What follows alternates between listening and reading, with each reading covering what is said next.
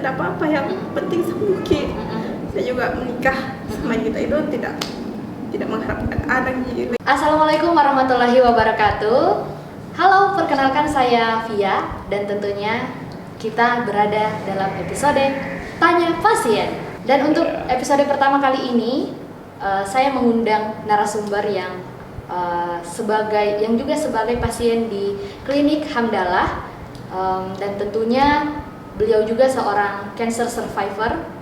Dan tentunya beliau juga sudah mengikuti ikhtiar-ikhtiar pengobatan, dan kita nanti akan membahas tuntas bagaimana beliau melewati pengobatan-pengobatan yang sudah beliau jalani, dan tentunya juga bagaimana apa hikmah yang bisa diambil dari sudah beliau jalani pada pengobatan-pengobatan yang tentunya bukan hanya medis tetapi juga alternatif seperti yang tersedia di Hamdalah, yaitu ruqyah dan juga bekam. Langsung saja kita sapa. Halo Kak Dina. Halo, Assalamualaikum. Ya, Assalamualaikum Kak Dina. Waalaikumsalam. Baik, gimana kabarnya hari ini Kak Dina? Alhamdulillah sehat. Sehat ya? Lebih fresh ya? Alhamdulillah. Dalam menjalani hari-hari. Oke, tentu saja bukan hanya pasien yang saya undang untuk saat ini, tetapi juga kita akan menghadirkan pakar di bidang ruqyah dan juga bekam, dan tentunya alternatif pengobatan yang mengikuti sunnah Rasulullah SAW. Assalamualaikum Ustadz Marwan. Assalamualaikum warahmatullahi wabarakatuh. Bagaimana kabarnya Ustadz hari ini? Alhamdulillah, baik sehat. Alhamdulillah. Oke, karena dua-duanya ini narasumber saya sudah sehat dan sangat excited ya membagikan cerita di teman-teman semua, di penonton semua, mengenai bagaimana cara Kak Dina ini survive, bisa bertahan dalam melewati penyakit yang sudah divonis sama Kak Dina, yaitu kanker. Tapi sebelum itu Kak Dina saat ini sedang sibuk apa? Sekarang sibuknya kerja di salah satu perusahaan di Makassar sebagai desain grafis. Oke, desain grafis. Selain itu masih jomblo kah atau bagaimana? Alhamdulillah saya sudah menikah dan punya satu anak. Masya Allah, ibu muda ya, ibu Gen Z ini saya lihat ini. Oke, jadi di tahun berapa Kak Dina akhirnya waktu itu dinyatakan terkena kanker? Pas ketahuan terkena kanker itu tahun 2022. 2022 berarti 2 tahun lalu ya? Iya. Masih terkesan baru sekali ya Kak Dina? Ya, masih ada rasa-rasa, mungkin ada traumanya dan mungkin Benar. ada hal-hal positif juga ya. Ya. Oke. Jadi pas tahu kanker itu sebelumnya gejala-gejala yang dialami sama Kak Dina itu seperti apa? Untuk gejalanya itu pertama perut saya tuh membesar, terus kayak keras, pokoknya nggak bisa dipencet atau ditindih segitu. Beda kalau sama yang Iya, beda kenyang, dengan gitu, Kak? orang buncit yang buncit kenyang atau buncit kegemukan, beda. Iya. Terus gejalanya juga itu kadang makan sedikit sudah kenyang, begah begitu. Jadi tidak begitu terlalu banyak makannya karena Iya. Perut bisa membesar, dan Iya. itu membesarnya aneh rasanya Iya, ya. besarnya aneh. Kalaupun baring, biasa kan kalau orang gemuk, kalau baring itu perutnya langsung datar juga. Iya. Kalau saya, aku perhatikan kenapa ini perutku kalau baring tetap membesar, Iya. kayak orang hamil, keras, nggak bisa dipencet. Ya. Terus akhirnya orang-orang sekitar bertanya dong soal itu. Iya. Terus bapak aku bilang, kenapa perutmu besar? Bilang, Iya. hamil kah? Bilang, tidak Ji Pak. Terus bilang, aneh sekali kenapa perutmu besar? Coba periksa dulu ke dokter. Ya. Akhirnya saya juga sudah mulai merasa aneh, tambah hari kok kenapa membesar. Iya.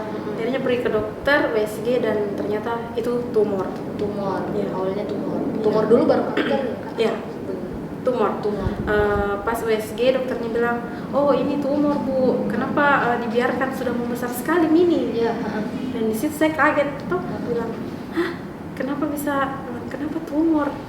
Bilang harus segera operasi ini karena ini sudah besar sekali. Iya. Dan di situ ya udah Kayak tidak bisa berkata-kata Iya. lagi. Oke, Kaget. dari gejala itu terus sudah divonis, tapi sebenarnya apa Kak Dina yang menyebabkan kanker ini sehingga tumbuh di badannya Kak Dina seperti itu? Apa yang sudah dilakukan? Apakah pernah jatuh atau bagaimana? Kalau penyebabnya itu terutama mungkin saya makanan ya, waktu kuliah itu sangat-sangat tidak memperhatikan makanan. Saya dulu sering makan mie instan, bakso-baksoan, junk food, sering minum-minum yang manis kayak boba-bobaan begitu. Jadi itu pokoknya tiap hari saya tuh sering makan bakso 3 kali. 3 kali ya? Sehari. 3 kali. Makan gorengan, pokoknya makanan- instan-instan iya. yang enak-enak, Iya, benar. penuh minyak, penuh dengan Ya. pokoknya yang enak-enak lah ya. Yang enak-enak. Dan itu sepertinya lumrah di kalangan anak kos, apalagi mahasiswa ya Iya. waktu itu Kak Dina. Apalagi murah kan. Apalagi murah, itu bisa jadi menghemat ya, Iya. menghemat dana kita sebagai mahasiswa. Oke, jadi akhirnya tahu kanker, kalau ini itu kanker pas tahun 2022. Iya. Nah, reaksi awal pas tahu itu kanker dan kerabat-kerabat yang lain itu bagaimana Kak tanggapannya pas sudah tahu kalau ternyata ini anak saya terkena kanker, apalagi suami Kak? Ya, bagaimana Kak Dina? Pas tahu itu kanker, itu pertama kata dokter, ini harus operasi besar ya Bu. Kita angkat dulu tumornya, tapi ini kayaknya sudah menuju kanker ganas. Karena ini tumornya sudah besar. Tapi kita operasi dulu, kita teliti dulu, dijadwalkan untuk operasi besar. Setelah operasi itu diteliti dulu hasil tumornya. Pas setelah operasi itu tumornya sudah membesar 30 cm di perut saya dan 30 cm. Iya. Besar dan beratnya itu 7 kilo kurang lebih. Iya. Itu adalah penyebab makanan-makanan tidak sehat ya Kak Dina. Ya Allah. Dan reaksi keluarga pas tahu itu kanker ya otomatis sedih dong. Apalagi dokter bilang ini pasti rahimnya harus diangkat ini. Ada vonis rahim Karena takutnya tumornya itu sudah melengket di rahim karena sudah besar kan 30 cm. Jadi apalagi pas dokter bilang rahimnya harus diangkat ya katanya harus dibicarakan dulu sama suami dan keluarga. Apalagi waktu itu dalam keadaan baru-baru sudah menikah. Iya. Baru-baru sudah menikah. Wah, nggak kebayang itu Kak. Kayak baru-baru sudah menikah, kita ini kan mengharapkan generasi-generasi yang melanjutkan perjalanan kita, tapi ini ada vonis ini rahim harus diangkat. Iya. Jadi pembicaraan soal itu ke suami dan apalagi keluarga suami. Pas sampai rumah sebelum operasi itu saya cerita sama suami bilang bagaimana Mini mau operasi terus angkat rahim. Suami bilang ya enggak apa-apa, tapi kan enggak bisa punya anak sama saya atau menikah lagi gitu. Sampai di titik itu. Iya. Enggak apa-apa. Pasti juga saya kalau ada di posisi Kak Dina, nauzubillah min dzalik ya. Cuman maksudnya tidak mudah untuk berada di posisi itu. Pasti sangat mengacak-ngacak mental, apalagi kita harus berjuang untuk sembuh. Oke, lanjut Kak Dina. Terus Insya Allah ya suaminya. Jaran. Terus suami gitu lagi pula kalau tua berdua aja gitu. Masya Allah. Adakah satu yang kaya? Oke, jadi Masya Allah sekali ya. Jadi tetap menyupport, bukan malah menyalahkan ataupun Kak Dina ini sudah overthinking bakalan ditinggalkan, ya. Tetapi ya, isunya. ya boleh dilap dulu Kak Dina biar lebih fresh. Nggak apa-apa. Oke, jadi seperti itu. Terus itu kalau suami, tapi kalau keluarga suami kan biasa ada itu suara-suara sumbang tuh Kak, ya tante-tante deh, apalagi kalau tahu tidak bisa hamil gitu Kak ya. Alhamdulillah semua keluarga suami itu support. Nggak apa-apa, yang penting sehat, nggak apa-apa diangkat rahimnya, masih banyak alternatif lah untuk punya anak kan, kayak gitu. Masya Allah. Oke, jadi tadi langkah pertama adalah memang mengikuti pengobatan medis. Iya. Ya. Jadi otomatis itu kalau saya kira kanker itu mengikuti pengobatan yang namanya kemoterapi ya Kak Dina? Iya, pas divonis kanker, dokter bilang untuk melanjutkan pengobatan ya harus kemo 6 siklus. Jadi sebulan setelah operasi itu dijadwalkan kemo 6 kali. akhirnya kemo, dan efeknya itu, kalau efek kemo itu berat sekali. Iya. Mulai botak semuanya. Jadi ini pernah botak kan? Iya, semuanya alis habis. Dan di situ insecure sama suami ya. Tapi suami selalu tetap mensupport ya Kak apa yang terjadi, Masya Allah.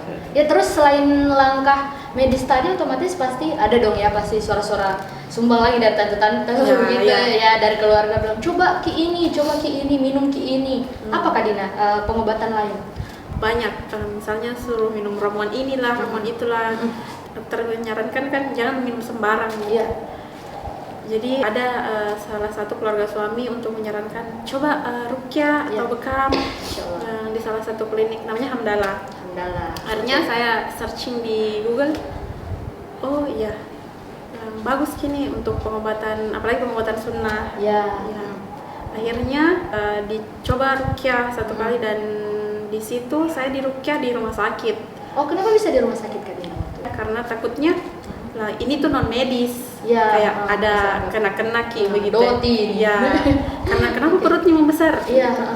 Nah, aneh sekali, cepat sekali perutnya besar. Jadi coba diruqyah dulu. Akhirnya dipanggil salah satu ustadz datang ke rumah sakit, diruqyah, dan di situ saya kayaknya bereaksi menangis dan merasa kesakitan. Padahal ustadznya itu tidak nyentuh, tidak punya, tidak ngapa-ngapain, tapi kakiku tuh kayak dipencet, sakit. Iya, dan di situ kayak menangis. Itu reaksi awal pas pertama kali ruqyah. Iya. Oke, itu tadi pengobatan ruqyah yang dilakukan oleh Kak Dina. Nah, ini langsung kita tanyakan ya, apakah memang pengobatan ruqyah itu memunculkan reaksi seperti itu, Ustadz? Dan kanker sendiri kan kalau kita lihat dan familiarnya di kalangan masyarakat itu adalah penyakit medis, tidak cocok kalau untuk kayak penyakit non medis, apalagi pengobatannya mau diruqyah. Tapi ini Kak Dina ternyata ada efek yang dirasakan. Boleh penjelasannya Ustaz terkait hal ini? Ya baik, bismillah. Jadi perlu kita luruskan bahwasanya sesungguhnya terapi ruqyah ini tidak spesifik hanya untuk gangguan metafisik atau gangguan jin saja, tapi lebih dari itu. Sesungguhnya semua penyakit bisa diruqyah, penyakit medis, non medis, penyakit psikis, kejiwaan, pikiran, semua itu bisa diobati dengan ruqyah. Karena sesungguhnya Al-Quran ini turun selain sebagai petunjuk untuk manusia juga sebagai penyembuh untuk segala macam penyakit, tidak spesifik hanya untuk gangguan jin saja. Jadi seperti yang dialami oleh saudara kita tadi, Mbak Dina, ya bahwasanya divonis ya kanker, namun ketika diruqyah ada reaksi, ya itu sesuatu yang wajar-wajar saja. Ya, kenapa? Karena meskipun setan ini tidak bisa menyebabkan suatu penyakit kepada manusia, akan tetapi dia akan menumpang di penyakit tersebut. Ya, contoh misalnya seseorang terkena kanker ya, maka di mana dia masuk, melalui pintu mana jinnya ini masuk ke tubuh orang yang terkena kanker?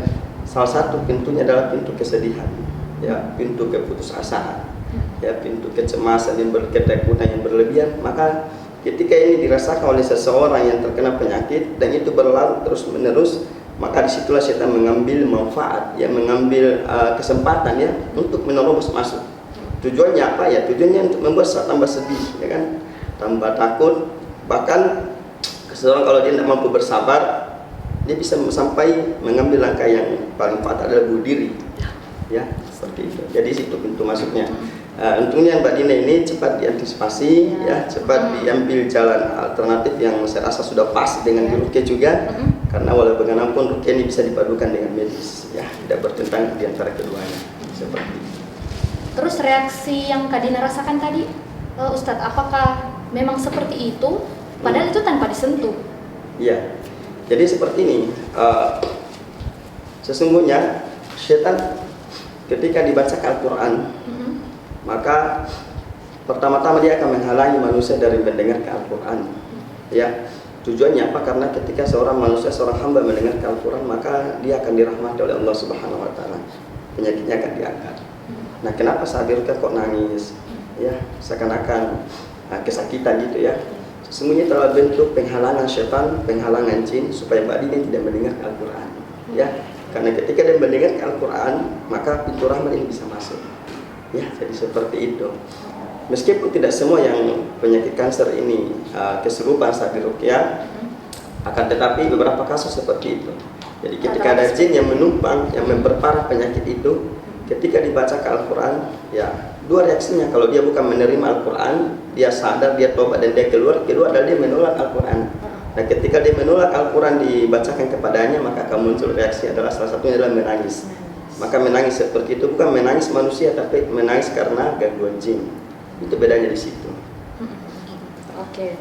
Jadi memang kalau kita menghadapi sebuah cobaan ya, salah satunya dengan adanya penyakit yang kita itu bisa bikin putus asa atau kayak hopeless sekali nih kalau kita pasti kalau dengar kanker itu kayak meninggal pasti ujung-ujungnya deh meninggal ujung-ujungnya. Tapi di situ kita tidak boleh putus asa. Tadi kata Ustadz Marwan bahwa memang kita harus berharap yang lebih dari apa yang bisa kita jalani, terus mengikuti pengobatan dan lebih mendekatkan diri lagi kepada Allah Subhanahu Wa Taala ya.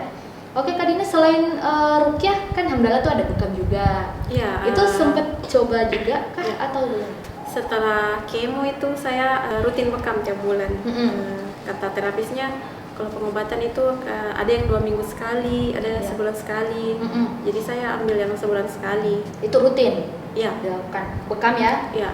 Alhamdulillah setelah bekam itu memang lebih fit badannya. Sampai sekarang masih bekam kah? Ya sampai sekarang bekam dan biasa check up ke dokter 3 bulan sekali. 3 bulan sekali. Iya. Dan dokter juga tetap menyarankan ya atau tidak melarang Tidak untuk melarang melakukan bekam seperti itu. Iya. Karena bekam kan sudah direkomendasikan ya sama dokter. Oh, oke. Jadi teredukasi ya dengan hal seperti itu, mencoba lebih sehat. Ya. Kita ikhtiar. Oke deh. Terus saya mau ke Ustadz Marwan lagi nih. Kan tadi Kak Dina bilang mencoba untuk bekam. Sebenarnya orang memang kalau lagi kemo emang bisa bekam Ustadz atau bagaimana? Ya, untuk proses kemoterapi ini kan proses yang sangat rumit ya. Iya. Namun kita lihat kondisi pasien, kalau kondisi pasien dalam keadaan trauma, lemas, ya lemah, tentu nggak bisa dibekam. Nanti kita tunggu dia dalam keadaan sudah mulai fit, ya, sudah mulai stabil fisik dan jiwanya, baru kita melakukan proses pembekaman. Nah, tentu proses pembekamannya ini perlu hati-hati, ya, hindari membekam di tempat munculnya tumor atau kanker. Ini malah berbahaya kalau kita bekam pas di tumornya nih. Kita mau pas keluar sel-sel kanker ternyata malah tambah menyebar nanti. Seperti itu. Jadi kita bekam paling di area-area atau di sekitar tumornya saja. Nah, fungsi bekam sendiri bagaimana terhadap penyakit kanker ini adalah pertama adalah bekam ini menguatkan imunitas seseorang.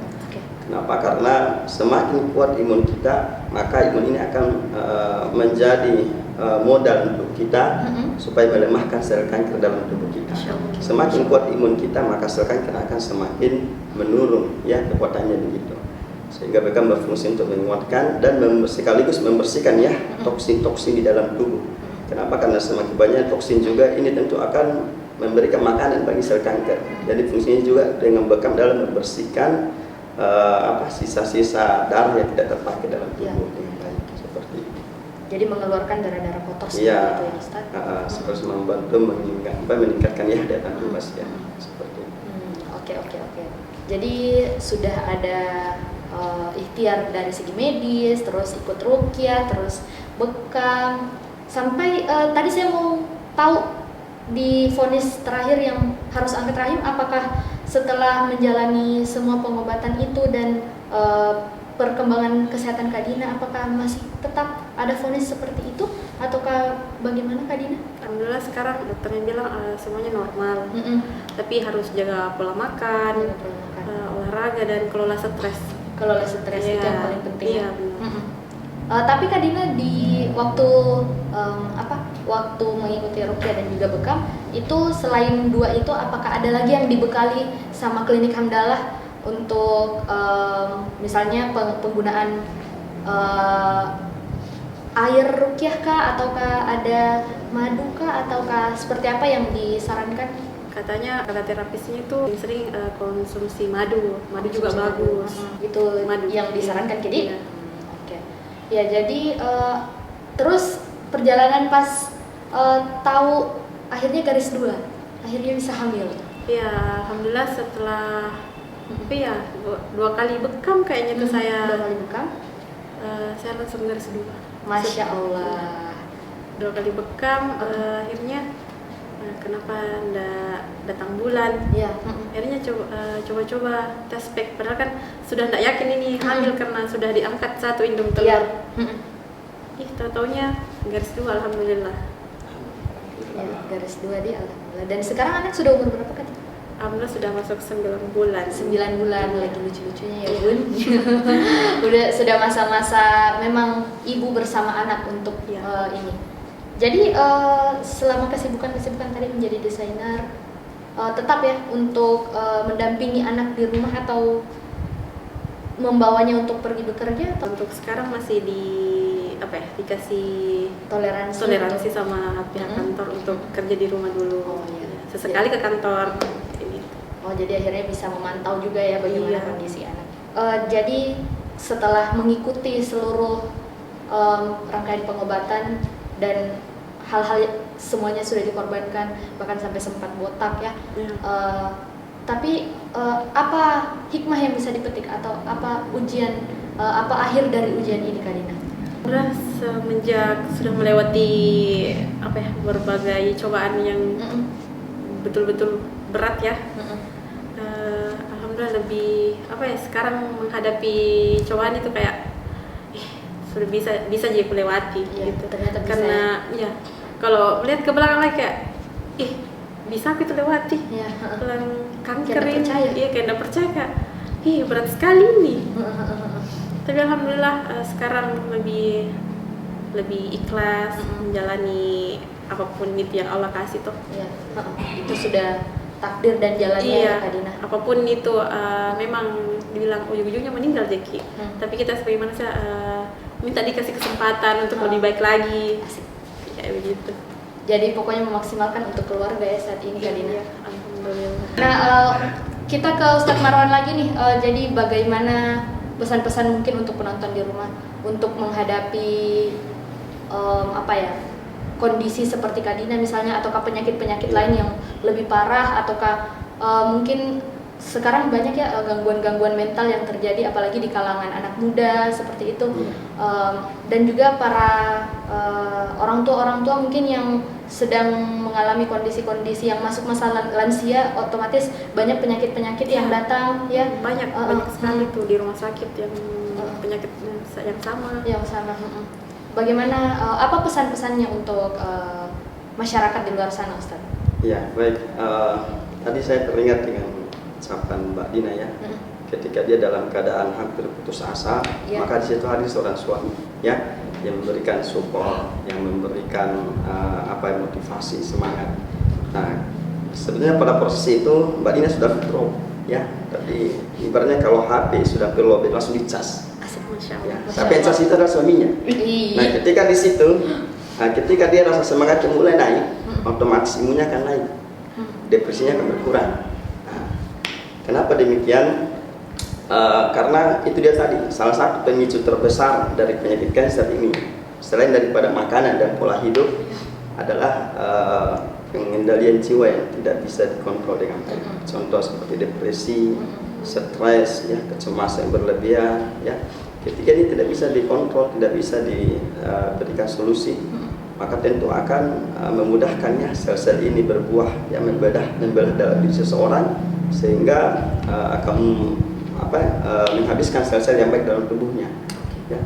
Kenapa? Karena saya pernah dengar bahwasanya vitamin C ini salah satu vitamin yang dibutuhkan oleh manusia untuk menyerang ya atau menguatkan dirinya dari sel kanker. Namun ini bisa berkurang ya karena depresi. Ya, jadi semakin orang sering stres, depresi, cemas, maka vitamin C-nya akan semakin menurun. Maka ketika di situ sel kanker bisa meningkat. Dan juga pesan saya adalah ada 4 hal penting yang perlu diperhatikan, baik untuk mencegah maupun untuk proses penyembuhan dari sel kanker maupun penyakit-penyakit lainnya. Yang pertama adalah cegah diri supaya jangan mudah stres, ya, jangan mudah depresi, karena ini pemicu utama dari penyakit-penyakit manusia. Kemudian yang kedua adalah jaga pola makan, ya, seperti yang saya katakan tadi, konsumsinya terlalu banyak karbo, Ya, jadi kalau bisa dikurangin atau dihindari ya, yang memiliki kanker nasi, makan nasi ya. Kemudian gula pasir, terigu, dengan itu ya. Kemudian yang ketiga juga adalah rajin berjemur di waktu duha. Saya sarankan untuk yang memiliki kanker ya, karena dengan berjemur maka vitamin D akan masuk ke dalam tubuh manusia. Kemudian yang terakhir adalah optimis ya, harus optimis.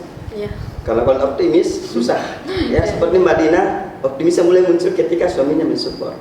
Coba kalau optimisnya nggak muncul, ya dia akan semakin drop dan lowbat total ya. Tentunya ada suami yang mengerti gitu ya. Dan luar biasa ujiannya Mbak Dina tidak semua bisa melewati. Dan Mbak Dina termasuk orang-orang yang Allah pilih untuk mengemban ujian ini. Dan alhamdulillah Mbak Dina bisa melewati proses ujian yang sangat-sangat berat. Ya, semoga ada kebaikan dan hikmah serta pahala yang besar ya, didapatkan oleh orang-orang yang bersabar dengan ujian Allah Subhanahu wa Ta'ala. Iya, tentunya juga ujian itu tidak akan ditimpakan kepada orang kalau orang itu tidak bisa melewatinya ya. Itu coba di Ustaz. Ya, itu selalu saya itu selalu saya tanamkan sebenarnya. Nggak mungkin Allah kasih ke ujian ini kalau saya tidak sanggup. Nah, jadi jalanin saja, jalanin saja. Yang penting diterima. Ada bagaimanapun akhirnya ya itu yang terbaik. Itu yang terbaik. Iya, sekali. Sudah berapa lama ya saya ngobrol sama Kak Dina ini, sama Ustadz Marwan. Terima kasih banyak sudah mau hadir di episode 1 Tanya Pasien kali ini Kak Dina, dan sudah mau berbagi kepada penonton di rumah. Ustadz Marwan, terima kasih banyak atas ilmu yang sudah diberikan kepada kami semua. Tentunya sehat-sehat ya Kak Dina. Amin. Sekarang ini kankernya berarti sudah tidak ada, bersih gitu, tapi tetap rutin check up. Iya. Berarti tetap rutin bekam, tetap rutin check up, jaga pola makan, lebih sehat ya. Oke, 2024 lebih sehat. Oke, penonton di rumah, tentunya itu tadi adalah sebuah kisah yang kita ambil hikmahnya. Banyak sekali bahwa memang semua yang ditakdirkan kepada kita itu selain kesenangan, tentunya juga ada kesedihan dan juga duka yang kita harus lewati.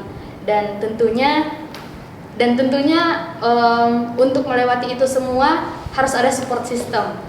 Tapi bukan hanya suami, cuman di sini ya karena memang alhamdulillahnya Kak Dina sudah memiliki pasangan, tetapi juga orang tua, juga teman-teman itu menjadi support system, dan tentunya tetap mau memilih pengobatan-pengobatan yang mungkin itu bisa menjadi alternatif atau itu bisa menjadi media untuk sembuh ya. Siapa yang tahu apakah ruqyah itu ataukah bekam itu dapat menyembuhkan penyakit yang kita alami sekarang, ataukah itu menjadi sebuah salah satu jalan saja untuk kita sembuh. Itu semua tidak ada yang tahu. Maka dari itu memang kita harus menjalani apa yang sudah Allah berikan kepada kita pada hari ini.